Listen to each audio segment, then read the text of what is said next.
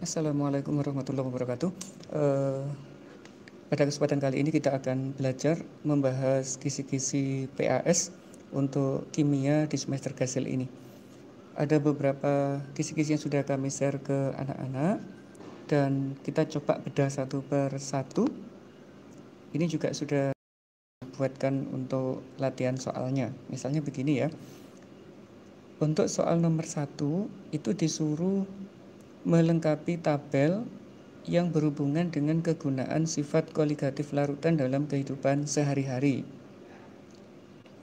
Aplikasinya kan cukup banyak, jadi sangat mudah kalau kita bahas. Misalkan yang ini ada penurunan titik beku.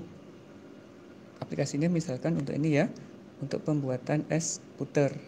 Penggunaan garam di dalam membuat es puter itu juga termasuk aplikasi untuk titik beku. Kemudian ada tekanan osmotik. Kalau osmotik itu biasanya kalau di rumah ada lintah, kita bisa membunuh lintah pakai garam. Dengan garam, ini bisa. Karena nanti cairan di dalam tubuh lintah akan keluar. Kalau kenaikan titik didih ini banyak, contohnya misalnya kalau penggunaan etilen glikol dalam radiator, agar radiator mobil itu tidak gampang panas, itu boleh. Kalau tekanan uap, contoh yang paling populer itu ya yang di laut mati itu ya. Kalau kita berenang di sana, kita tidak bisa tenggelam karena kadar garamnya yang sangat tinggi, airnya sulit untuk menguap. Itu untuk yang contoh sifatnya, jadi sangat mudah, anak-anak tinggal menganalisis saja. Untuk yang nomor 2, kita disuruh membandingkan sifat dan non-elektrolit. Ada 4 data di situ ya, kemudian kita disuruh menentukan larutan mana titik didihnya tertinggi, titik bekunya yang tertinggi, osmotiknya tertinggi, dan tekanan uapnya yang paling tinggi. Identifikasi dulu, ini adalah senyawa ion memiliki 2 ion, jadi ada faktor Van Hoff-nya. Ini juga senyawa ion, tapi memiliki 3 ion. Kalau ini tidak memiliki ion karena dia molekul, sedangkan ini adalah asam lemah, tapi dia memiliki 2 ion, cirinya dia asam lemah. Kalau asam lemah, ionisasinya juga kecil, tidak sebesar NaCl, walaupun sama-sama memiliki 2 ion. NaCl itu sempurna terion, kalau asam cuka itu tidak. Kalau diminta titik didih tertinggi, itu mudah anak lihatnya. Kebetulan di sini kan molaritasnya atau molalitasnya sama. Berarti kita tinggal cari yang ionnya paling banyak. Pasti jawabannya yang A adalah MgCl2. Nah gitu. Kalau yang B bagaimana? Kalau yang B titik beku tertinggi berarti titik beku yang paling mendekati 0. Kalau molaritasnya sama, kita tinggal cari yang bersifat non-elektrolit, berarti adalah urea. Yang C, tekanan osmotik tertinggi itu berhubungan dengan molaritasnya ya, karena rumusnya adalah P sama dengan MRT, berarti kita cari molaritas terbesar. Kalau M-nya sama, juga ion yang terbesar, berarti jawabannya juga MgCl2. Kalau tekanan uap tertinggi, berarti larutannya mudah menguap. Kalau larutannya mudah menguap, berarti zat larutnya sedikit. Yang paling sedikit adalah yang bersifat non-elektrolit, yaitu urea. Nah, gitu cara membandingkannya. Jadi berdasarkan sifat dari larutan. Ini untuk bagian yang pertama. Untuk bagian yang kedua, kita disuruh menghitung nilai Kf, tetapan titik beku molal. Ini mudah sekali cara jawabnya. Sebanyak 6 gram urea dilakukan dalam 100 gram air membeku pada suhu 1,8. Berarti itu adalah TF-nya. 1,8. Berarti delta TF-nya, ini min ya, 0 dikurangi min 1,8. Berarti sama dengan 1,8. Tinggal dimasukkan rumusnya. Delta TF sama dengan Kf, massa zat dibagi dengan MR, dikali 1000 dibagi dengan pelarutnya. delta TF-nya adalah 1,8, KF-nya yang dicari, masanya urea 6, MR-nya urea itu 60 dikali dengan 1000 per pelarutnya adalah 100 gram. Sehingga ini ketemu, kita tinggal bisa menghitung. Ini juga habis ya, berarti KF-nya adalah 1,8. Nah itu, sebisa mungkin kita cari angka-angka yang sederhana, menghitungnya tidak perlu kalkulator. Soal selanjutnya ini berhubungan dengan sel volta. Kalau sel volta berarti kita menganalisis data gitu ya. Untuk yang pertama ditanyakan menghasilkan potensial terbesar. Di situ diberikan 4 potensial elektrode, Mg sampai di Ag. Mg itu negatif, Mg itu sebenarnya nggak 0, ini 2, ini harusnya ya. Saya revisi ya. Ini harusnya 2,37 volt. Nah gitu. Karena dia besar sekali dan tanjakannya adalah negatif 2,37. Kalau anak-anak diminta untuk mencari potensial terbesar, caranya adalah cari yang paling negatif dengan yang paling positif. Yang paling negatif mengalami reaksi oksidasi, yang paling positif mengalami reaksi reduksi. Berarti kita tinggal menggabung. Hasilnya bagaimana? Untuk yang A, Mg-nya dioksidasi, Ag-nya direduksi. Nah ini sudah menghasilkan potensial yang terbesar. Karena yang Mg itu menjadi 2,37 dikurangi dengan yang reduksinya, yaitu 0,8. Karena rumusnya adalah L itu sama dengan E yang ini reduksi dibalik tandanya ditambah dengan yang oksidasi, yang reduksi gitu. Yang oksidasi tandanya dibalik ditambah dengan yang reduksi sehingga nilainya ini besar sekali gitu. Itu untuk yang A. Biar anak nggak pakai rumus, nggak usah pakai rumus saja, itu boleh dipakai gini. Yang Mg tandanya menjadi positif, yang ini tetap ini ditambah. Nah ini ketemu SL, ini berapa ditambah ini ketemunya sekian. Karena Mg-nya awalnya min 2,37 dibalik menjadi 2,37 ditambah dengan Ag plus gak berubah yaitu 0,8. Tinggal dijumlah, ini pasti yang terbesar. Karena ini yang paling negatif, ini yang paling positif. Ada soal lanjutannya kan? Kalau diminta untuk sel yang terkecil, nah sekarang dibalik pertanyaannya. Yaitu disuruh mencari yang paling kecil. Bagaimana kira-kira menjawabnya agar didapatkan yang paling kecil? Kalau tadi dicari titik yang paling jauh, sekarang ya dibalik. Kita tinggal titik yang paling dekat. Yang negatifnya paling dekat. Misalkan ini.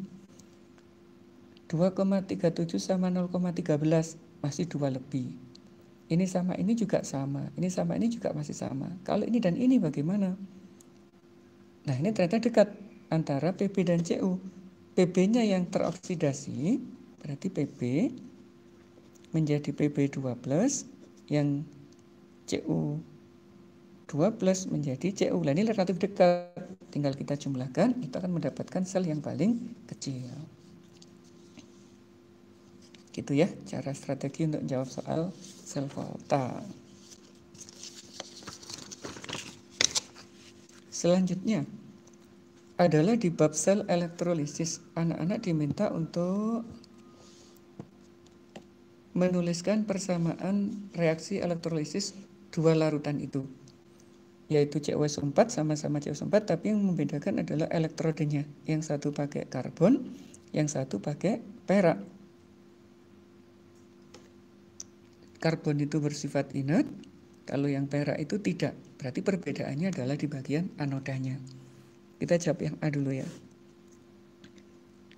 CuSO4 diionkan menjadi Cu2+ dan SO4 2-. Kita gunakan C, karbon. Ini bersifat inert. Kalau inert berarti dia tidak ikut bereaksi. Siapa yang di katoda? Katoda adalah reaksi reduksi. Yang tereduksi adalah ion yang di sini. Dan kebetulan Cu2+ adalah bukan logam aktif. Berarti Cu2+ itu bisa langsung direduksi menjadi Cu. Bagaimana untuk yang di anodanya? Kita lihat ini. Kalau dia inert, berarti C nggak ikut bereaksi. Baru kita lihat anionnya. Anionnya SO42-. Ini termasuk anion oksi. Kalau anion oksi dia tidak bisa langsung dioksidasi. Yang bisa dioksidasi adalah molekul air. Menjadi apa? H plus ditambah O2. Ini dikali 2, ini dikali 4, ini ditambah dengan 4 elektron. Tinggal kita samakan, yang ini dikali 2, yang atas, untuk menyamakan jumlah elektronnya ya. Yang ini dikali 1. Ini jika yang digunakan adalah elektrode karbon. Nah sekarang kalau untuk yang B, elektrodenya berubah. Bagaimana reaksinya? Nah, untuk katodanya sama, Nana, karena CO-nya langsung bisa direduksi. Berarti CO2 plus ditambah 2 elektron bisa berubah menjadi CO. Sedangkan anodanya, karena dia menggunakan perak, perak itu kan simbolnya Ag. Ag itu termasuk logam yang aktif, bisa dioksidasi. Berarti anodanya Ag akan dioksidasi menjadi Ag+, dan disertai dengan pelepasan 1 elektron. Sehingga yang atas dikali 1, yang bawah dikali 2 untuk menyamakan elektronnya. Begitu. Insya Allah bisa dipahami ya. Itu untuk yang sel elektrolisis. Nah selanjutnya, ini anak-anak diminta untuk menyetarakan reaksi redoks. Reaksi redoks kalau diminta menyetarakan terserah bisa pakai cara apapun. Tapi ada dua suasana ya, bisa asam, bisa basah. Yang kita lakukan sekarang, kita coba yang suasana asam aja. Di situ ada C2O42- bereaksi dengan MnO4- membentuk CO2 dan MnO2. Kita cari biloxnya dulu. C di sini adalah positif 3, Mn di sini adalah positif 7, di sini positif 4, C-nya. Mn-nya di sini adalah positif 4, sehingga ada perubahan. Kita gunakan yang metode perubahan bilangan oksidasi biar cepat. Nah gini, C-nya ada 2 di sebelah sini, tapi di sebelah kanan ada 1, berarti kita kali 2 dulu. Selisihnya 2 kali 3 adalah 6, 2 kali 4 adalah 8, berarti di sini kita dapat selisihnya 2. Sedangkan di sini awalnya positif 7 menjadi positif 4, berarti selisihnya ada 3. Yang ini selisih 2, ini selisih 3. Nah selisihnya kita kali silang, ini kali 2, yang ini dikali 3. Dan faktor pengalinya kita jadikan koefisien, sehingga di sini menjadi 3C2O42- ditambah 2 MnO4- berubah menjadi, jangan lupa ini 3 kali 2, 6 CO2 dan 2 MnO2.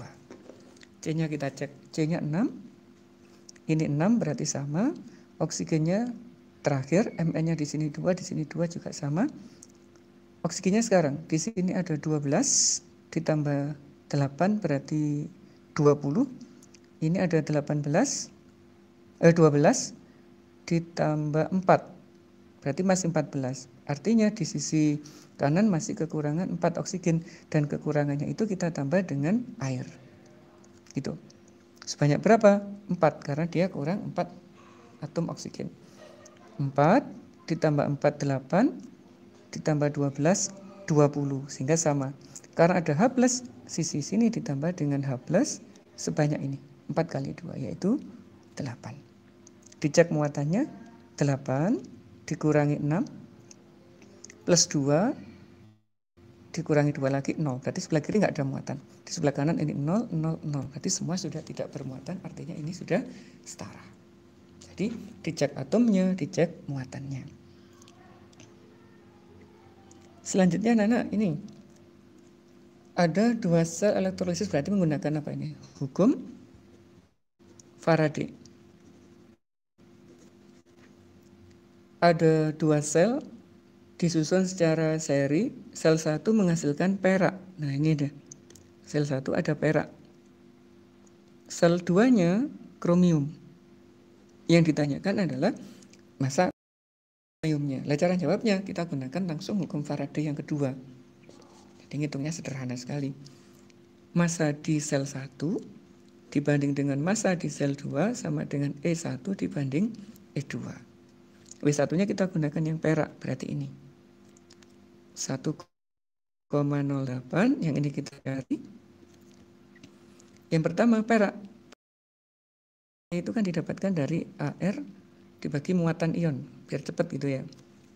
Muatan ionnya berapa? Ag itu 1, karena Ag plus. Nah gitu. Kemudian CR-nya di sini 52. CR itu krom itu biasanya muatannya berapa?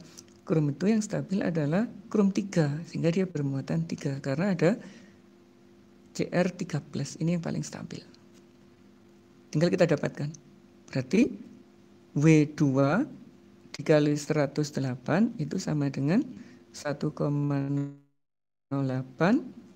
dikali 52 per 3. Gitu ya. Sehingga W2-nya dapat 1,08 dikali 52 per 3, yang ini dibagi dengan 108, sehingga ketemu sekian gram. Nah, gitu cara mendapatkan. Mudah sekali untuk hukum Faraday, terutama hukum Faraday yang kedua. Kita lanjut yang ini, yaitu diminta untuk menggambarkan sel volta. Tapi sel voltanya sudah ditentukan, terbentuk dari Mg dan Ag. Anak-anak harus tahu kalau ada notasi seperti ini disebut sebagai ruang oksidasi, ini mengalami reduksi. Kalau disuruh gambar ada 2 sel gitu ya, misalkan ini ada sel yang pertama, ini ada sel yang kedua, dihubungkan dengan jembatan garam dulu, kemudian dipasang elektrode, itu tak logam gitu ya, terus ini ada voltmeternya. Katoda itu tandanya apa? Anoda tandanya apa? Kalau sel volta pakai ini, kapan? Katodanya positif, anodanya negatif. Kalau di sini adalah negatif, di sini positif, berarti di sini Ag. Isinya harus sama dengan ini. Berarti di sini ada Mg sulfat misalkan. Yang di sini juga AgNO3 misalkan gitu ya. Dibuat begitu, ada aliran elektron dari negatif menuju positif. Nah, ini digambar yang detail. Mulai dari sel kanan dan kiri, ada jembatan garamnya, kemudian ada elektrodenya. Gitu untuk kerjakannya.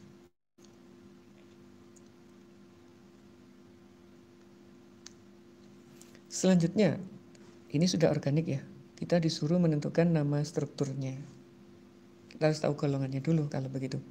Untuk yang pertama, ini punya gugus OH. Ini punya gugus O, berarti ether. Ini punya gugus CO. Dan ini berakhir di C, berarti ini golongan keton.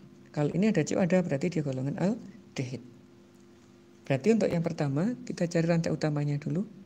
Karbon terpanjangnya 3, 1, 2, 3. Ini.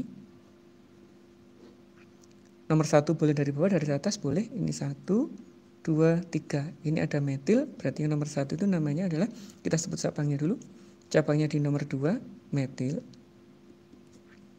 Alkoholnya di nomor 2, 2. C-nya 3, propanol.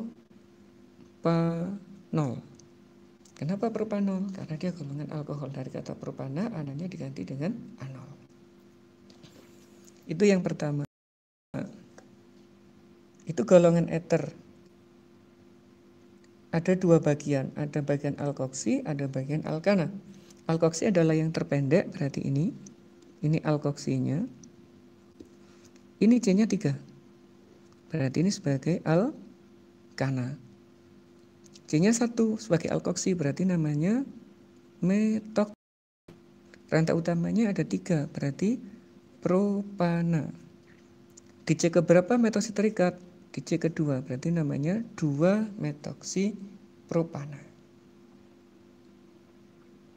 Kalau gambar yang ketiga, 1, 2, 3, ini golongan keton ya.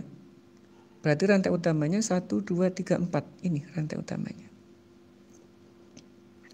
Nomor 1 yang mana? Wajib dari kanan, karena terdekat dengan CO. 1, 2, 3, 4.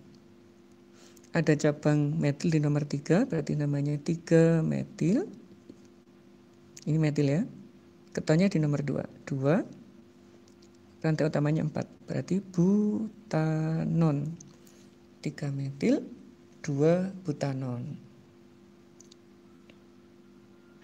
Yang terakhir golongan aldehid, ini rantai utamanya 3, selalu nomor 1, ada metil nomor 2, berarti 22 dimetil, C-nya 3 berarti propanal. Nah gitu ya, 22 dimetil propanal. Selanjutnya ini kayaknya analisis. Seorang kimiawan sedang menemukan senyawa baru. Hasil penelitian didapatkan data sebagai berikut. Memiliki rumus umum C4H10O. Berarti memenuhi kaidah CnH2n plus 2O. Ini ada dua kemungkinan. Alkohol atau ether. Dapat bereaksi dengan natrium. Nah ini ada ini. Ada ketentuan dapat bereaksi dengan natrium itu pasti golongan alkohol, nggak ada yang lain. Jika dioksidasi lanjut menghasilkan senyawa yang dapat dimanfaatkan sebagai pembersih kuku. Pembersih kuku itu adalah aseton. Aseton itu golongan keton yang rumusnya ini. Nah gitu ya. Gambar itu senyawa yang dimaksud. Yang bisa menghasilkan senyawa keton ini harus adalah alkohol sekunder anak-anak. Jadi kita harus membuat alkohol sekunder. C-nya ada 4. 1, 2, 3, 4. Misalkan gitu. Alkohol sekunder itu alkoholnya minimal ada di C nomor 2. Kenapa? Karena C ini ngikat 2 atom C yang lain. C1, C yang 2 ini disebut sebagai C sekunder. Nah berarti begini gambarnya. Ini dilengkapi 3, ini 1, ini 2, ini 3. Kalau diberi nama, ini rantai utamanya 4, alkoholnya di nomor 2, berarti 2 butanol. Gitu. Gampang ya. Selanjutnya, ini soal IC kayaknya yang selanjutnya, yaitu aplikasi sifat koligatif salah satunya bisa digunakan untuk menentukan MR senyawa. Melarutkan 60 gram air dalam 1000 gram air, melarutkan 60 gram senyawa X ke dalam 1000 gram air, titik didihnya 100,2, yang disuruh mencari adalah MR-nya. Nah mudah sekali ini. Titik didih berarti simbolnya TB 100,2, berarti delta TB-nya adalah 100,2 dikurangi 100, berarti 0,2. Lah rumusnya sama dengan KB massa per MR dikali 1000 per pelarut. Ketemu MR-nya nanti. Ini 0,2, KB-nya 0,5, massanya 60, MR yang dicari ini 1000 per 1000. Ini 1000 data tetapan, pelarutnya 1000. Ini habis. Berarti 0,2 MR itu sama dengan, bentar ya tak geser, sama dengan 30. Berarti MR-nya adalah 30 dibagi 0,2 atau 150. Lah gitu cara nyarinya, mudah sekali. Untuk selanjutnya, istilah gini. Asam oksalat dapat dioksidasi oleh K-4 menurut persamaan itu. Pertanyaannya apa? Pertanyaannya adalah hitunglah banyaknya mol MnO4 yang dapat diperlukan untuk mengoksidasi 1 mol C2O4. Berarti kita setarakan dulu ya reaksinya. Kita setarakan dulu. Setarakan di sini nggak apa-apa. Butuh waktu nih menyetarakannya. Atau kita ngambil contoh yang tadi, karena tadi sudah dapat ya. Wes gini aja. H2C2O4 ditambah MnO4 min. Kita plusnya biarkan aja. Mn2 plus ditambah dengan CO2. Di sini C-nya plus 3, piloxnya. Di sini plus 4. Ini plus 7, ini plus 2. Ini ke sini berubahnya, ini ke sini berubahnya. Kita hitung selisihnya dulu. Ini C-nya 2, ini 1 berarti dikali 2 dulu. 2 kali 3, 6. 2 kali 4, 8. Berarti selisihnya 2. Yang ini selisihnya 5. Dari 7 ke 2. Sehingga kalau dikalikan 2 C2 H2 C2O4 ditambah 5 MnO4 min. Oh, dikali silang ya, sorry. Ini dikali 5, ini dikali 2. Belum dikali silang, maaf. Ini menjadi 5 koefisiennya. Yang di sini menjadi 2. Ini menjadi 2 Mn2+. Yang sini menjadi 10 CO2.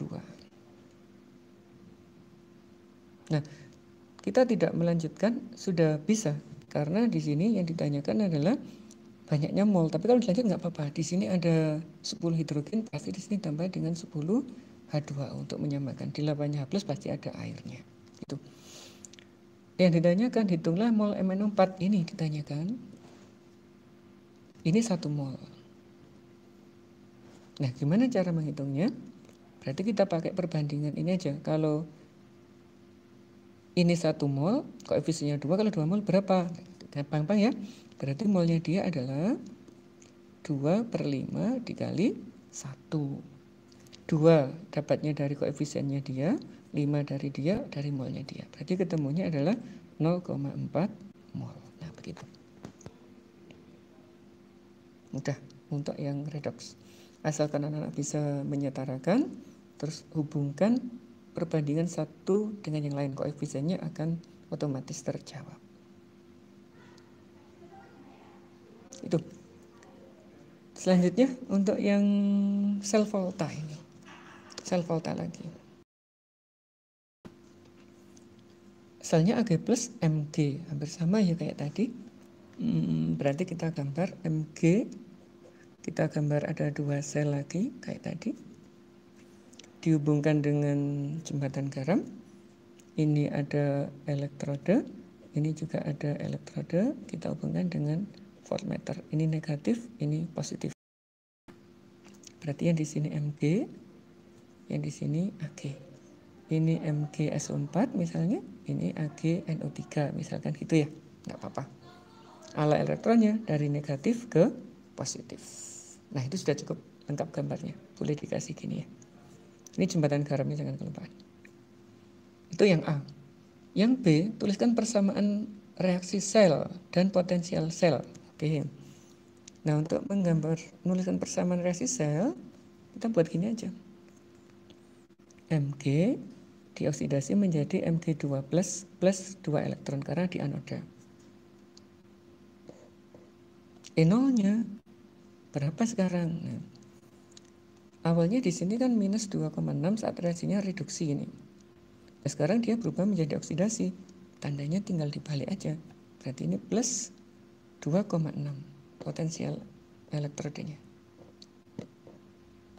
2,6. Sedangkan untuk Ag, Ag-nya direduksi menjadi Ag. Ini elektron. Nah, E0-nya nggak berubah. Berarti di sini plus 0,8. Nah, tinggal dijumlah. Berarti ini 4, ini 3. 3,4 volt satuannya. Bagaimana elektronnya? Ini 2, ini 1. Walaupun elektronnya berbeda, tidak mempengaruhi jumlah potensial selnya. Ini yang B terjawab. Ini yang A, ini yang B. Bagaimana untuk yang C? Tuliskan notasi sel. Nah, notasi sel itu yang kayak gini tuh. Nah, yang sini adalah oksidasi, yang sini reduksi. Siapa yang oksidasi? Mg. Berarti Mg menjadi Mg2+. Yang di sini Ag plus menjadi Ag. Nah, selesai. Kalau perlu ditambahkan E0-nya. Berapa? Tuh. Dari ini tadi ya. Berarti plus 3,4 volt. Itu untuk yang sel volta. Selanjutnya ini untuk sel elektrolisis. Perhatikan gambar berikut. Ada gambar begini. Tuliskan persamaan terjadi di kedua elektrode. Oke, berarti senyawanya CuSO4 berupa larutan, elektrodenya di sini karbon. Tulis aja. CuSO4, Cu2+, SO4 2-, di sini C. Saya geser dulu ya. C ini bersifat inert. Kalau inert berarti dia nggak ikut bereaksi. Siapa di katode yang bereaksi, yaitu langsung ion ini karena dia termasuk ion aktif CO2+, 2 elektron menjadi Cu. Anodanya karena dia inert berarti air yang dioksidasi H2O, O2 ditambah H+ ini dikali 2, ini 4, di sini 4 elektron. Nah, ini dikali 2, ini dikali 1. Sehingga ketemunya 2Cu2 plus ditambah 2H2O membentuk 2Cu ditambah O2 ditambah dengan 4H+. Ini untuk yang A. Jawabannya begini, yang A. Bagaimana yang B? Jika 6 detik, berapa massa Cu yang diendapkan? Berarti pakai hukum Faraday yang pertama. W sama dengan E, IT per 96.500.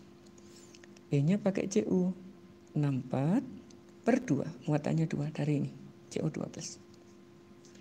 I-nya 2, T-nya adalah 96 T, dibagi dengan 965. 96500 ya, sampai lupa. Nah ini 1/100. Berarti ini hilang. Berarti 64 dibagi 100, 0,64 gram. Hasilnya begitu. Jadi tidak perlu kalkulator, bisa diselesaikan dengan mudah. Oke, itu untuk yang isi elektrolisis. Terakhir, ini ada lagi nggak ya? Sebentar saya cek dulu. Oh nggak ada, ini yang terakhir. Perintahnya buatlah isomer, berarti organik ini, C4H8O. C4H8O ini memenuhi rumus CnH2NO. Berarti ada dua kemungkinan, aldehid, keton. Berarti kita gambar dua ini sebagai aldehid dan keton. Kita gambar aldehid di sini, ketonnya di sini. C-nya 4 dibatasi. Cara buatnya gini.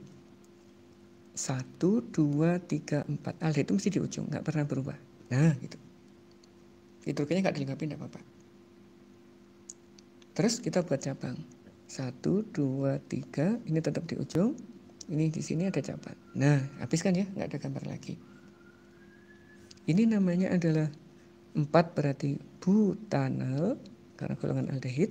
Kalau ini 2 metil, karena ini nomor 2 ada metilnya. 3 itu propanal, berarti 2 metil propanal. Kalau ketonnya gampang, 1, 2, 3, 4 ditaruh di sini. Ada lagi nggak yang bisa dibentuk kira-kira? Ternyata nggak ada, hanya satu gambar itu toh. Ini namanya adalah 2 butanon. Berarti untuk golongan ini kita hanya mendapatkan 2 struktur aldehid, 1 struktur keton. Kalau semakin banyak C-nya, berarti semakin banyak struktur yang bisa dibentuk. Nah, demikian anak-anak untuk pembahasannya. Silakan belajar sebaik mungkin. Semoga mendapatkan hasil yang terbaik. Jika ada pertanyaan, boleh dikirimkan ke WA saya atau di menu chat ini. Terima kasih. Assalamualaikum warahmatullahi wabarakatuh.